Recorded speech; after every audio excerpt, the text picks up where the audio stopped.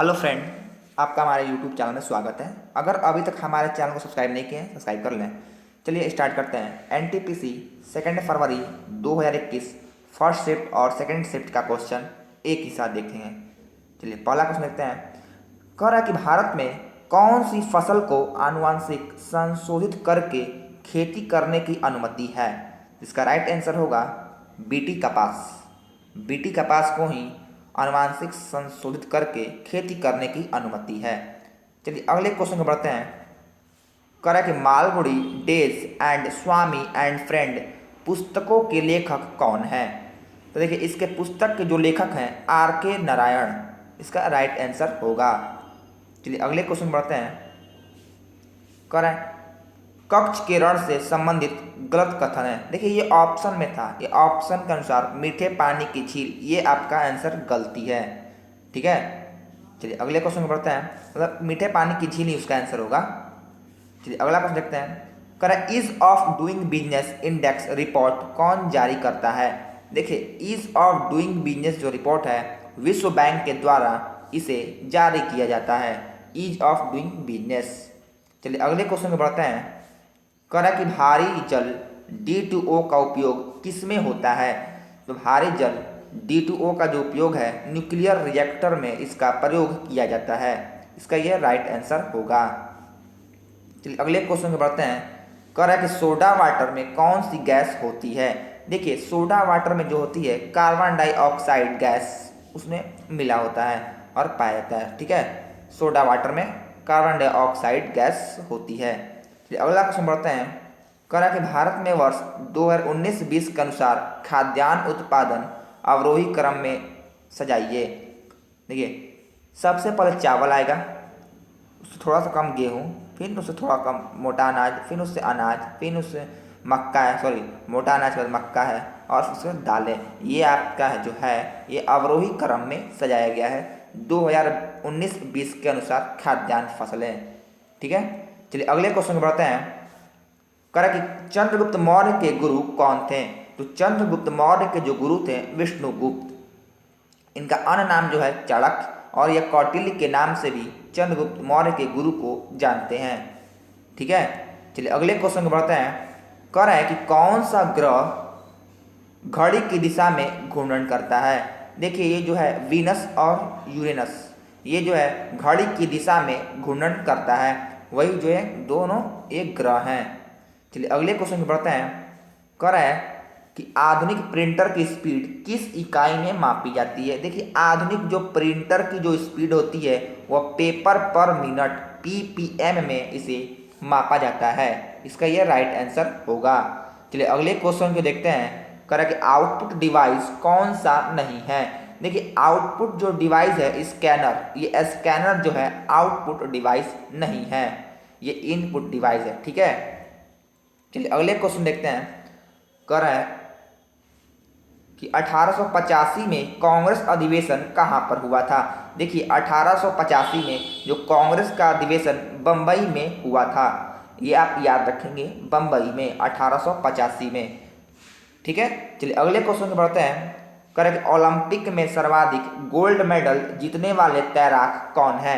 तो ओलंपिक में सर्वाधिक गोल्ड मेडल जीतने वाले जो तैराक हैं माइकल फेल्प्स, जो कि USA से संबंधित हैं, ओलंपिक में सर्वाधिक गोल्ड मेडल जीतने वाले तैराक हैं। चलिए अगले क्वेश्चन को बढ़ते हैं।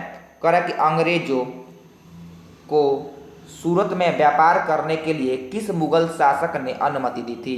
तो अंग्रेजों को सूरत में व्यापार करने के लिए जहांगीर शासक ने अनुमति दी थी, इसका ये राइट आंसर होगा। चलिए अगला क्वेश्चन देखते हैं। कह रहा है कि विटामिन की कमी से आंखों में कलर ब्लाइंडनेस कमजोरी हो जाता है। तो किस विटामिन की कमी से। तो विटामिन ए की कमी से आंखों में रतौंधी रोग भी होती है, तो कलर ब्लाइंडनेस कमजोरी भी हो जाती है विटामिन ए की कमी के वजह से। चलिए अगले क्वेश्चन देखते हैं। कह रहा है कि OMR में एम का अर्थ क्या है। सबसे पहले समझेंगे कि OMR का फुल फॉर्म होता क्या है। देखिए ऑप्टिकल मार्क रिकॉग्नाइजेशन होता है, ये OMR का फुल फॉर्म होता है और उसमें से एम पूछ रहा है तो एम का मतलब मार्क होता है, आप इसे याद रखेंगे। चलिए अगले क्वेश्चन देखते हैं। कह रहा है कि national stock exchange of India limited का मुख्यालय कहाँ पर है। देखिए national stock exchange of India limited NSE का जो मुख्यालय है मुंबई में है। National stock exchange of India, ठीक है, इसे याद रखेंगे। चलिए अगला क्वेश्चन बढ़ते हैं। करेक्ट, काराकोरम दर्रा किस शहर के पास है? देखिए काराकोरम जो दर्रा है कारगिल में काराकोरम दर्रा है। चलिए अगले क्वेश्चन बढ़ते हैं। कह रहा है कि क्रिप्स मिशन के समय ब्रिटेन के प्रधानमंत्री कौन थे? देखिए क्रिप्स मिशन के समय ब्रिटेन के प्रधानमंत्री विंस्टन चर्चिल थे। इसका ये राइट आंसर होगा। चलिए अगले क्वेश्चन बढ़ते हैं। कह रहा है कि राष्ट्र सुरक्षा के अस्थायी सदस्यों का कार्यकाल कितने वर्षों का होता है? देखिए राष्ट्रीय सुरक्षा के अस्थायी सदस्यों का जो कार्यकाल जो होता है वो 2 वर्ष का होता है। चलिए अगला क्वेश्चन देखते हैं। कह रहा है कि 1946 में संविधान सभा के सदस्यों में सबसे ज्यादा सदस्य किस रियासत से थे? देखिए 1946 में संविधान सभा के सदस्यों में से सबसे ज्यादा सदस्य मद्रास रियासत से संबंधित थे। चलिए अगला क्वेश्चन बढ़ते हैं। कह रहा है कि साइक्लोन एम्फन चक्रवात उड़ीसा और पश्चिम बंगाल में कहाँ से आया था?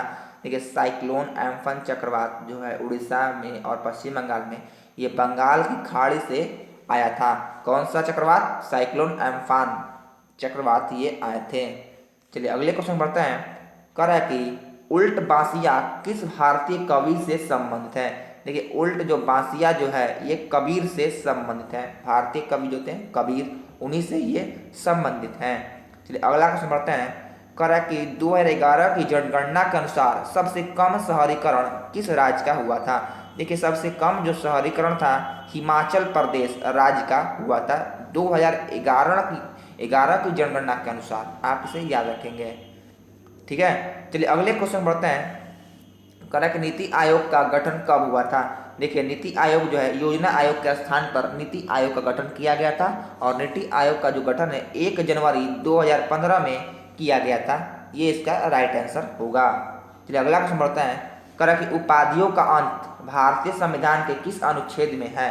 तो उपाधियों का जो अंत है अनुच्छेद 18 के अंतर्गत आता है। उपाधियों का अंत अनुच्छेद 18 के अंतर्गत आते हैं। चलिए अगला क्वेश्चन बढ़ता है। कह रहा है कि अनुच्छेद 243 किससे संबंधित है? तो अनुच्छेद जो 243 जो है ये पंचायती राज से संबंधित है। अनुच्छेद 243।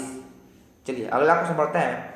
कह रहा है कि international space station ISS international space station ये फुल फॉर्म याद रखेंगे के संबंध में सत्य कथन है। देखिए ये जो है ये पृथ्वी की सबसे निकटवर्ती कक्षा में स्थापित किया है।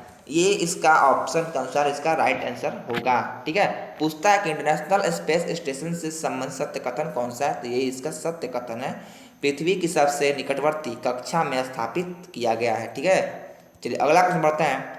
कह रहा है कि सत्यमेव जयते कहाँ से लिया गया है? देखिए ये सत्यमेव जो जयते हैं मुंडको उपनिषद से इसे सत्यमेव जयते को लिया गया है। चलिए अगले क्वेश्चन बढ़ते हैं। कह रहा है कि भारत का राज चिन्ह अशोक का स्तंभ कहाँ पर स्थित है? तो भारत का राज चिन्ह अशोक का जो स्तंभ है ये सारनाथ यूपी में अवस्थित है। चलिए अगला क्वेश्चन बढ़ते हैं। कह रहा है कि 2018 का फीफा वर्ल्ड कप कहाँ पर हुआ था? तो 2018 का जो फीफा वर्ल्ड कप है ये रूस में हुआ था। FIFA world cup 2018। चलिए अगला क्वेश्चन बढ़ते हैं। कह रहा है कि विश्व की सबसे बड़ी मूंगे की दीवार किस देश में है? तो विश्व की सबसे बड़ी मूंगे की जो दीवार है ये क्वींसलैंड ऑस्ट्रेलिया में अवस्थित है। सबसे बड़ी मूंगे की दीवार। चलिए अगला क्वेश्चन बढ़ते हैं। कह रहा है कि हॉर्नबिल त्यौहार किस राज्य का प्रचलित त्यौहार है?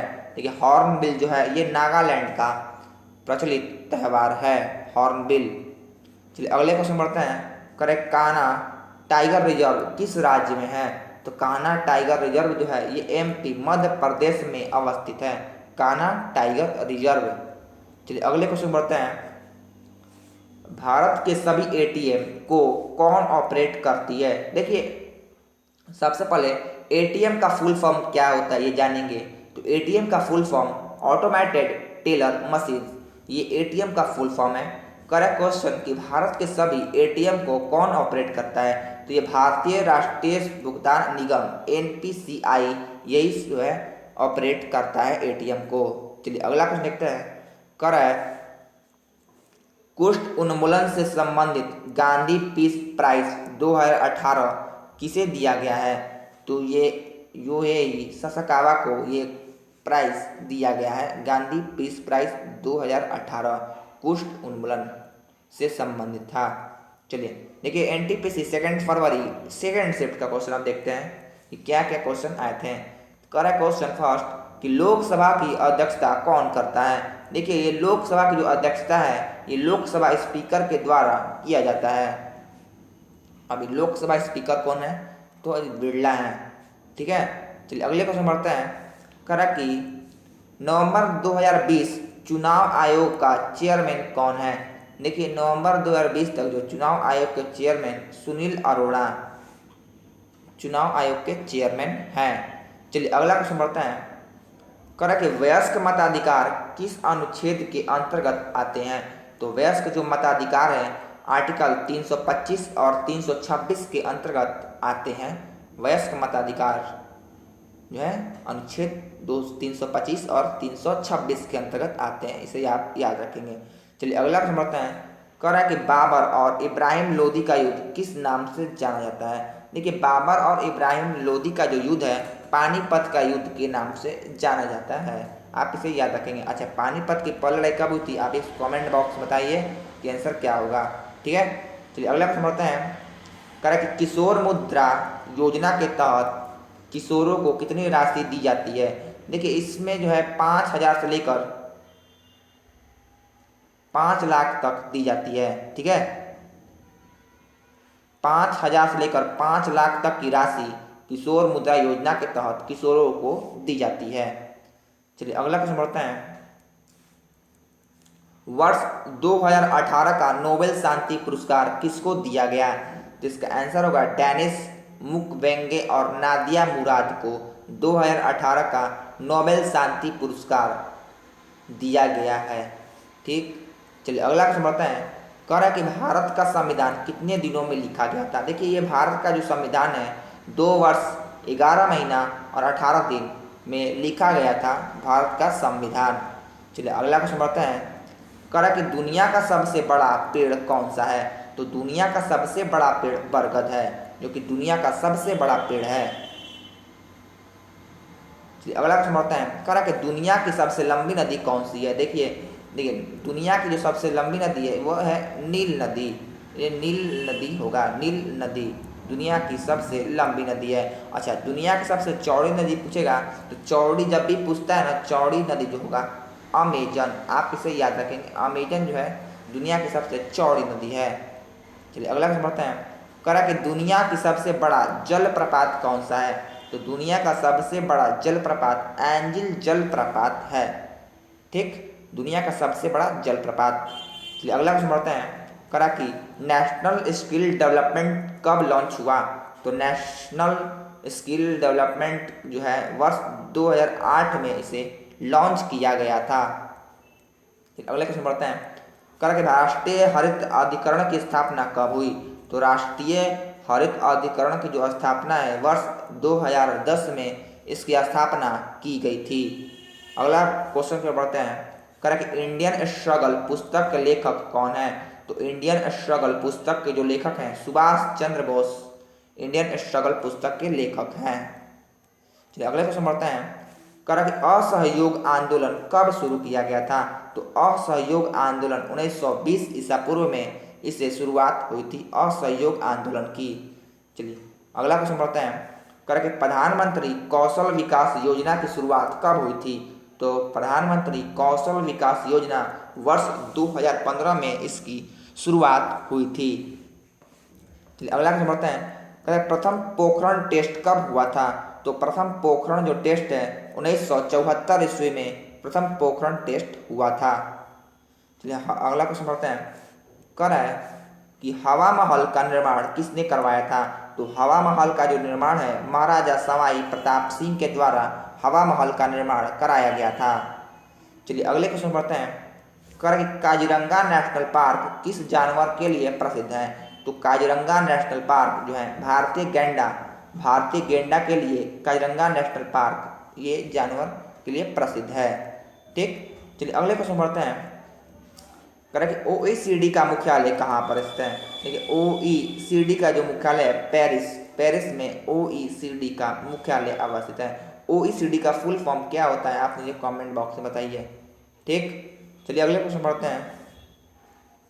संघाई हिरण के लिए कौन सा नेशनल पार्क फेमस है।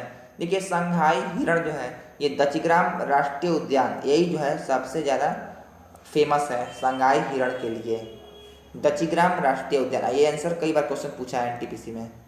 चलिए अगला क्वेश्चन पढ़ते हैं। कहना कि बौद्धिक में पावर हाउस किस रूप में जाना जाएगा। ये जो पावर हाउस जो होता है वो एटीपी के रूप में जानते हैं। ठीक है, एटीपी के रूप में पावर हाउस को जाना जाता है। अगला क्वेश्चन पढ़ते हैं। कह रहा कि एयरफोर्स का गठन कब किया गया था।